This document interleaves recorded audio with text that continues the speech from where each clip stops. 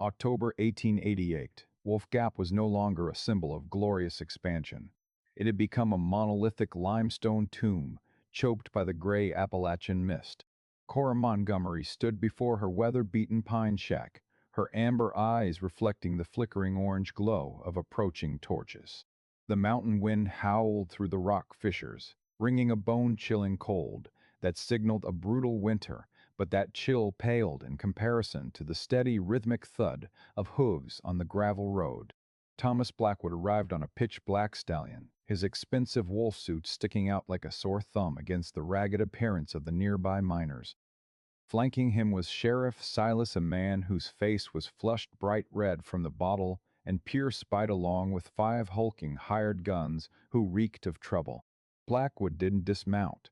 He looked down at Cora with the sheer disdain of a man looking at something beneath his station. A faint smirk crossed his face, betraying his disgust for the black woman standing her ground on her own dirt. Miss Montgomery, his voice was a low rumble echoing through the tight canyon like falling rock. This land, along with the Wolf Gap Tunnel entrance, was acquired by Blackwood Steel from the railroad trustees after the project went belly up. Under the laws of foreclosure for outstanding debts, you no longer have the right to squat here. You have 10 minutes to pack what's yours, if anything. Cora didn't flinch. She gripped the yellowed parchment in her pocket, the will and land deed that Elias, her husband, had paid for in blood. Mr. Blackwood, Cora's voice rang out steady, a calm forged through years of facing Jim Crow's shadow in the South. Federal law is clear on the homestead rights of widows for land their husbands settled and properly registered. Elias filed the paperwork in Frankfurt 2 years before the railroad ever broke ground. You didn't buy a debt, you're trying to rustle private property. Sheriff Silas spat a thick glob of tobacco juice into the dust. The longest gap is Mr. Blackwood, girl. Don't you go using those $10 words on us. Clear out before I throw you in the clink for trespassing. Blackwood gave a dismissive wave, as if shooing a fly. Instantly, 2 goons stepped forward, tossing kerosene-soaked torches onto the dry thatch roof of the shack. Now, Cora lunged, but the barrel of Silas' rifle cut her off at the chest. The fire roared to life, licking the old pine planks. In an instant, everything Cora owned, the bed they shared, the last of Elias's clothes, and the hope of a roof over her head, turned into a massive fireball.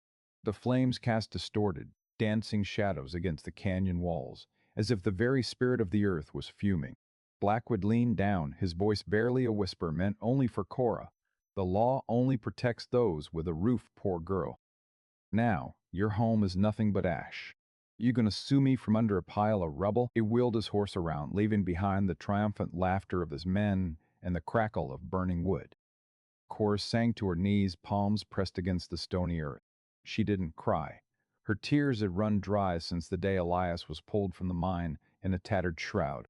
She felt the heat from the fire consuming her past, but at the same time, she felt something else. A cold but powerful draft blowing out from the Wolf Gap tunnel right behind her. It was the call of the dark. That was where Elias had spent his final breaths, measuring, calculating, and dreaming of a way through the deep timber. Once Blackwood's crew vanished into the night, darkness swallowed the canyon. Cora stood up, brushing the soot from her tattered gown. She turned toward the tunnel entrance, half collapsed with rotting timber and boulders. There, in a hidden rocky alcove Elias called his field office, Cora began to search. Beneath a flat stone marked with a Freeman miner's secret sign, she found it, a worn cowhide bag containing her life's true treasures. Detailed geological drawings of Wolf Gap, thermal diagrams Elias had quietly recorded. She unfurled a large map, the red and blue ink lines interlacing like the veins of a beast. Elias had discovered something Blackwood craved more than a railroad. Her husband's precise handwriting appeared under the faint moonlight. Shale at Mark 120 shows high magnetic iron. At 150 feet deep, a hot subterranean stream flows through the fissure. The earth is breathing here. Cora touched the pitch-black tunnel opening. Blackwood thought burning her house would break her, that a lone black woman would crawl to the Harlan church begging for a handout. But he was dead wrong. He had burned her roof, but he couldn't burn the heart of the mountain where her husband had left his final secrets. Cora gathered what was left, a small hatchet, a rusted iron shovel, and a hurricane lamp with half a tank of oil. She looked up at the night sky, where the first snow clouds of the season were gathering, blotting out the stars. A killer winter was coming, one that Silas claimed no living thing could survive without a hearth and thick walls. Elias, she whispered into the void of the mine, they think the earth is a grave. We're gonna show 'em it's a womb. With a will of iron forged from the ashes, Cora took her first steps into the deep dark of the abandoned railroad tunnel. Each footfall echoed against the cold stone a lonely but steady sound of defiance. Deep within the throat of the Appalachians, darkness wasn't just the absence of light. It was a thick, heavy presence, reeking of damp stone, sulfur, and Elias' unfinished dreams. The hurricane lamp in Cora's hand cast a weak halo that danced across the jagged shale walls. Every step she took on the ballast hissed a dry, hollow sound, echoing deep into the 100-foot dead end. This was where the railroad had died a year ago after that catastrophic blast, leaving a jagged scar on the mountain's flank. Cora set Elias's leather bag on a flat rock. Her hands, already swollen from the heat of the fire, began thumbing through the technical blueprints. She wasn't looking for a way out. She was looking for a foothold. Shale layer at Mark 120, she muttered, her eyes tracing the faded blue ink. According to Elias's math, this tunnel hadn't collapsed because of a structural fluke. It was brought down on purpose to bury a geological truth, a massive thermal pocket sitting right against the north wall. Cora hoisted a heavy iron sledge. She didn't just swing wildly. Using the map as her guide, she found a hairline fracture where a faint mist was seeping through. When she pressed her ear to the rock, a low, guttural murmur vibrated from the deep, the sound of groundwater boiling over under immense pressure. The clearing work began in the absolute silence of the mountain's gut. Cora rigged up a rusted pulley system the miners had left behind. She wrapped heavy chains around boulders weighing hundreds of pounds, then threw her entire body weight against the lever. Metal screeched against metal, and every inch of progress made her muscles scream in agony. She wasn't moving stone with raw power. She was moving it with the precision of a woman who had watched her man work for a decade. The first 3 weeks were a grueling penance. Cora lived on dried potatoes and wild mushrooms foraged from the tunnel mouth. Blackwood had blackballed her at every general store in Harlan, hoping hunger would break the stubborn black woman. But every evening, as the freezing mountain winds tore through the entrance, Cora retreated deeper inside. By the 4th week, she had tapped the vein. It wasn't a flood, but a steady scorching seep. Steam rose, fogging the dark tunnel. This was the moment for the reverse heat trap. Cora began her scavenging runs. Under the cover of night, she slipped into the railroad scrapyards, hauling away discarded steam pipes and rusted fittings. She carried them on her shoulders, piece by piece, back to her hole in the mountain. With bloody hands and sheer grit, she fitted the pipes together, running them along the natural fissures of the cave walls. Her logic was simple but pure genius. Channel the steam from the thermal vein through a radiator system surrounding her sleeping quarters. Shale was a natural heat sink. Instead of letting the warmth bleed out the tunnel mouth, she bottled it up inside the stone walls. As the pipes radiated heat, they baked the surrounding rock, turning the cavern into a massive furnace. To fix the air, Cora played with pressure. She climbed the ridge above the tunnel and found a natural vent Elias had marked.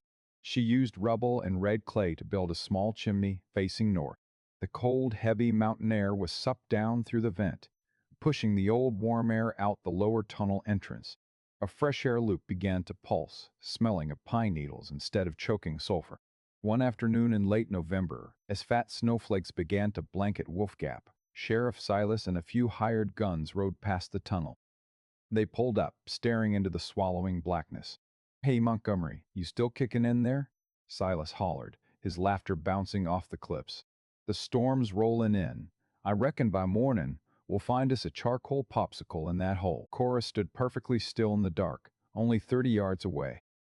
She watched them shivering in their furs, their lips turning blue as the cold began to bite deep.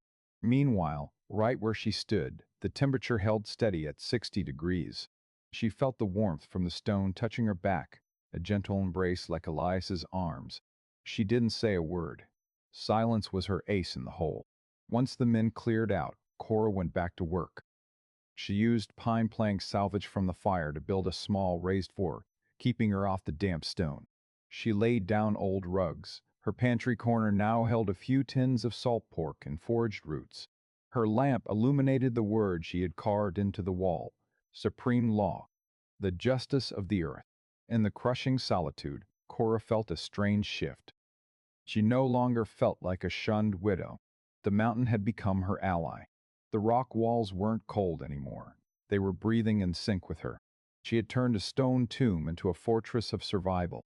As she went deeper into the design, Cora realized a more terrifying truth. The tunnel wasn't a dead end. Behind the wall she was heating lay the massive iron vein Elias had logged. Blackwood Steel didn't want a railroad. They wanted to strip mine this treasure without paying a dime in federal taxes. They had killed Elias to shut him up and tried to let the cold kill her to wipe the slate clean. Cora gripped her hammer. That night the blizzard officially hit Kentucky. The wind howled like 1,000 banshees outside, but inside the stone heart, Cora calmly lit a candle. The flame stood perfectly still, a testament to a flawless convection system. She opened Elias's journal, placing it next to a bowl of hot soup simmering on her makeshift stove. The world above might be freezing over in cruelty and greed, but down here, the pulse of life was steady. Cora Montgomery, the woman Harlan called crazy, was now the only architect who understood the laws of nature. She knew this winter wouldn't just be about surviving. It was going to be an ambush of justice from the deep. She closed her eyes, feeling the heat from the pipes radiating beneath the floorboards. She wasn't afraid of Blackwood anymore. The rhythmic strike of the hammer against the shale was no longer just the sound of survival. It had become the cadence of a silent criminal investigation. As the heat from the pipe system began to expand the rock layers, the secrets buried behind the Wolfgat mouth started to peel back like unhealed scars. Cora Montgomery stood before a flat rock face at the back of the tunnel where the heat was strongest. She spotted a red flag. The mortar packed into the crevices wasn't natural clay, but a cheap industrial cement, the exact kind Blackwood Steel used to rig their illegal coal mines. She pried at it with the tip of her iron shovel. A massive slab gave way, revealing not the jagged debris of a natural cave-in, but steel girders twisted by high-grade explosives. Elias didn't die from a geological fluke. He was taken out with a controlled blast to kill his report on the high-grade magnetic iron report. He'd insisted on filing with the feds instead of selling out to Blackwood. "They killed you for being a straight shooter, Elias," Cora whispered, her fingers tracing the scorch marks on the steel. "And they figured I'd kick the bucket in the cold before I ever found this. But physical evidence in a hole wasn't enough." Cora knew Thomas Blackwood's reach in Harlan County. He owned the sheriff. He pulled the strings on the local judge, and he could turn a land deed into a worthless scrap of paper over a steak dinner with the circuit officials. To beat a monster with the law, she had to find his blind side the original homestead records Blackwood had swapped out at the town hall. That night, as the early winter winds shrieked through the gaps like the wailing souls of dead miners, Cora threw on an ash-gray cloak and slipped out of the mountain. She followed the old deer trails Elias used to use to dodge the guard posts.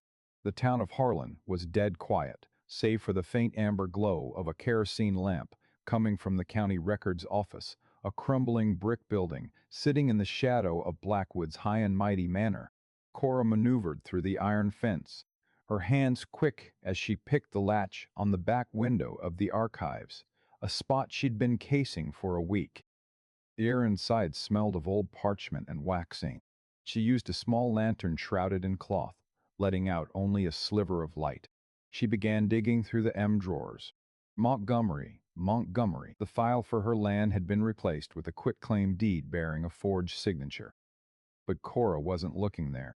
She went to the drawer for the 880 Federal Engineering Surveys. It was the one place Blackwood wouldn't think to scrub. Tucked behind a thick folder on a dam project she found it, an original survey map bearing the seal of the U.S. General Land Office. On that map, the Wolf Gap iron vein sat square within Elias homestead boundaries, and more importantly, it marked the exact locations of the stone boundary markers Blackwood's men had smashed to bits. "Hold it right there, woman. The cold shout came with the distinct metallic clack of a hammer being caught. Cora froze. Sheriff Silas stood in the doorway, his face flushed with booze and a smug grin. He leveled his revolver at her head. "I knew you'd come sniffing around." Blackwood was right. "You're a bit too sharp for your own good. But the smart ones usually get buried first." Silas stepped in, reaching for the files in Cora's hand. But the moment he touched her, another figure stepped out from the shadows of the hallway. It was a young, gaunt man, his eyes tired but holding the sharp edge of someone pushed to the brink. "Put the iron down, Silas. This is way out of your league." It was Julian Reed, a young lawyer who used to work for Blackwood until he got canned for refusing to cover up a mine accident. Julian had been quietly tracking Cora's case for a while. His appearance caught Silas completely off guard. "What's this half-pint lawyer gonna do?" "I'm catching a thief," Silas roared. "I'm witnessing the illegal destruction of federal evidence," Julian said calmly, raising a field camera. "I just snapped a shot of you pointing a gun at a citizen seeking public records. And if you pull that trigger, copies of these files were already on their way to Louisville this afternoon." Silas ground his teeth, glancing between Cora and Julian. He knew he couldn't waste them both without causing a massive stink with the state capitol, especially with the election coming up. He lowered his piece, but his eyes were pure venom. "Blackwood's gonna grind you two into dust. Wolf Gap was Elias's grave, and it'll be yours too." He turned and stormed out, his boots thudding on the hardwood like a declaration of war. Cora looked at Julian, her breath still hitched. Julian gave a sharp nod, gesturing for her to grab the papers. They cleared out of the office before Blackwood could send more muscle. On the trail leading back to the canyon, Julian spoke in a low, steady tone. "Miss Montgomery, what you found is a death warrant for Blackwood's empire. But we can't fight this in Harlan. We have to take this to federal court.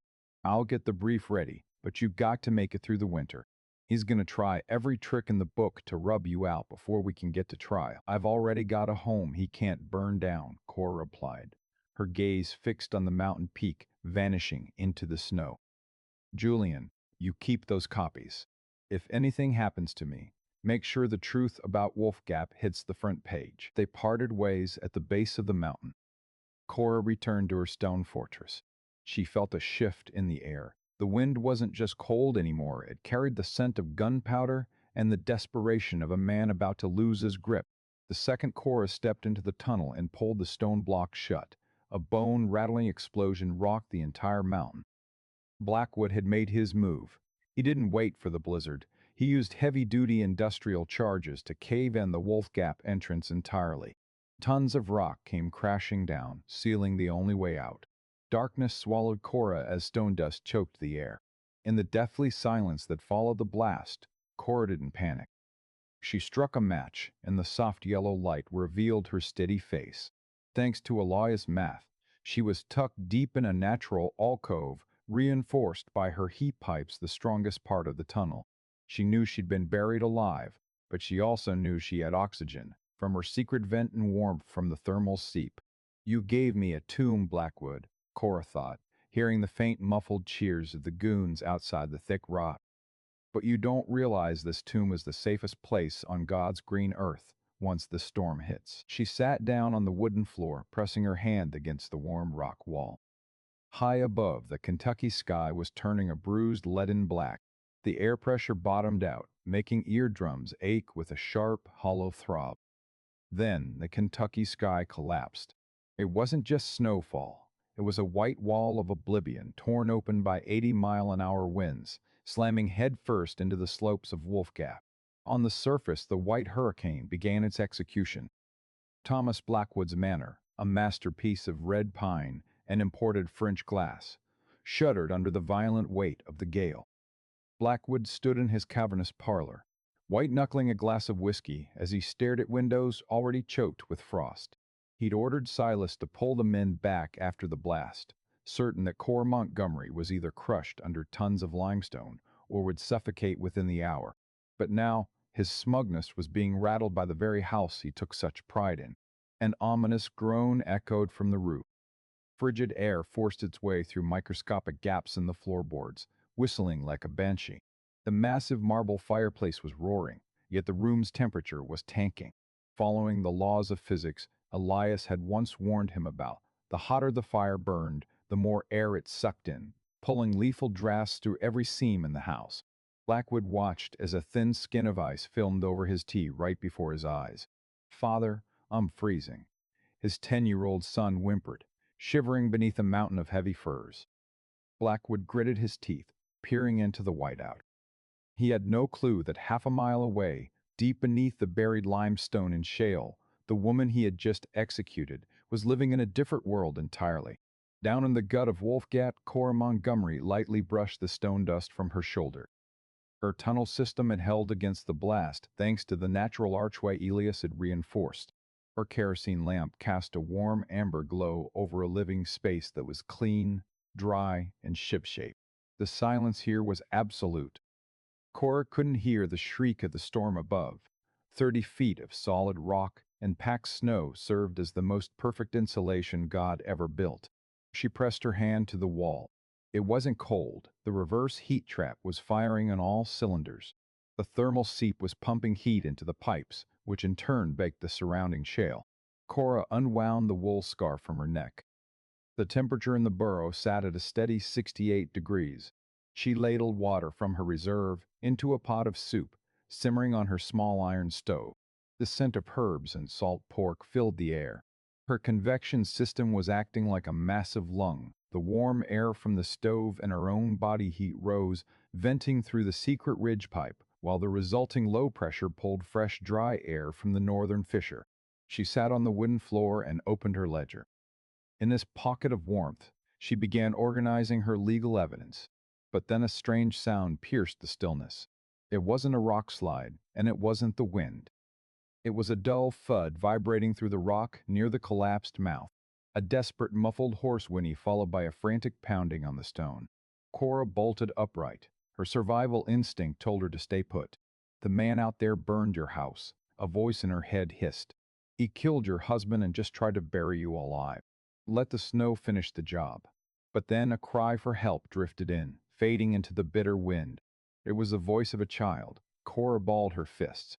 She thought of Elias. Elias never hated the mountain or the rough men who worked it. He always said the darkness underground was where a person's true colors showed. She couldn't uphold the supreme law by becoming a passive killer. She grabbed her iron pry bar and headed for the secondary vent A, small escape hatch. She tunneled through the softer shale. It took an hour of frantic digging and hauling rocks before she cracked a narrow opening.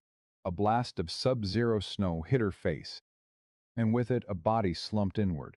Thomas Blackwood, the most powerful man in Harlan County, was now nothing more than a frozen heap of rags. He was clutching his young son, both of them pale and gasping for air. Their horse lay dead just outside the vent, a gray lump under the drifts. His manor's roof had been torn off by the hurricane, and in a blind panic, he'd fled toward the mines, thinking they were the sturdiest structures, not realizing he'd stumbled onto Cora's Wolf Gap. Cora looked at the enemy at her feet. One shove, and she could send him back into the white void. Instead, she reached down, grabbed Blackwood by the collar, and hauled him in. Inside, move! The strength forged from months of hauling stone allowed her to drag both heavy bodies into the warmth of the tunnel. She used her weight to wedge the stone block back into place, sealing the gap. The warmth of the cavern hit them instantly. Blackwood came to a few minutes later, feeling the heat from the stone floor seeping into his back. He opened his eyes, seeing the dark but warm stone ceiling, the flickering yellow lamp, and finally the calm face of Cora Montgomery handing a bowl of warm water to his son. He scrambled back in a daze, hitting the heated rock wall. Is this hell?" he rasped, his lips cracked from the frost. "No, Mr. Blackwood," Cora replied, her voice echoing in the quiet stone. "This is my home, the one you said didn't exist." Blackwood looked around with a mix of terror and awe. He felt the fresh air and the heat radiating from the walls without a massive fire. He saw Elias' blueprints pinned to the rock, the pipe system he'd once mocked as pure lunacy. The world above was being ripped apart by nature's fury. $1 million mansions were becoming icy death traps. But here, in the hole he'd intended as a black woman's grave, was the most perfect and humane existence he'd ever seen. "Why?" Blackwood asked, his voice trembling, stripped of all authority. "Why'd you save me?" Cora looked him dead in the eye, her gaze burning with the pride of a woman who'd never let hate tarnish her soul. "Because I believe in the law, Mr. Blackwood, and the long while sits higher than any circuit court. I saved you so you can stand before a judge and answer for what you've done. Dying in the snow is too easy an out for a man like you." For the next 3 days and nights, as the white hurricane leveled the town of Harlan above, a strange sight unfolded underground. The tycoon and the widow sat across from a small stove. Blackwood watched Cora run the tunnel like a master architect. He saw her tend to his son with the grace of someone who had lost everything but kept her heart. He looked at the pages of Elias's journal she was still filling out, chronicling his every crime. In the silence of the mountain, Blackwood's fake authority melted like thin ice. He realized that while he had built an empire of blood and lies on shifting ground, this woman had built an eternal truth in solid stone. On the fourth day, the wind died. A haunting silence took over. Cora stood up, slinging her leather bag over her shoulder. She looked at Blackwood, who was now a broken man. Storms broke. Time to go find some real justice. She opened the escape hatch. The sunlight reflecting off the snow was blinding. All of Wolf Gap was a white graveyard. But from the heart of the mountain, 3 people emerged. A widow leading the way, with the stride of a victor, and a sinner walking in belated penance. Cora didn't save Blackwood because he deserved it. She saved him because she deserved a clean win. The pressure of the frozen silence outside was nearly physical as they breached the secondary exit. The morning air rushed in crisp, biting in jagged stark contrast to the velvet warmth of the stone heart they had left behind. Cora Montgomery stepped out first, her worn leather boots sinking deep into a powdery white drift that reached her hips. Behind her, Thomas Blackwood stumbled, clutching his young son. The once infamous tycoon of Kentucky now looked like a ghost clawing out of a fresh grave, his face gaunted and his eyes wide with the sheer shock of his own impossible survival. The world outside had been warped. Ancient pine groves were twisted and snapped under the weight of the ice. Blackwood's lavish manor in the distance was nothing more than a blackened skeleton against the blinding white, its roof completely caved in by the gala grim reminder of how fragile those surface-level riches truly were. "Move out," Cora said, her voice raspy but steely.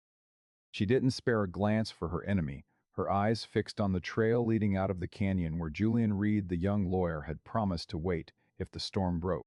The trek through the deep drifts was a pure slog. Blackwood, a man who had never walked 10 miles without a horse or a carriage to his name, collapsed repeatedly. Each time, Cora stopped and watched him with a cold, detached gaze, but she didn't abandon him. She hadn't saved him just to watch him croak from exhaustion on the way to the courthouse. At a battered rest stop at the base of the mountain, where federal relief crews were beginning to pitch tents, Julian Reed emerged from a crowd of shivering miners. When he saw Cora walking out of the snowy mist, leading the devil of Harlan County by a proverbial leash, Julian froze. The field camera in his hand thudded into the snow. "Miss Montgomery, you're alive?" Julian gasped, his voice cracking with emotion. "We heard the blast.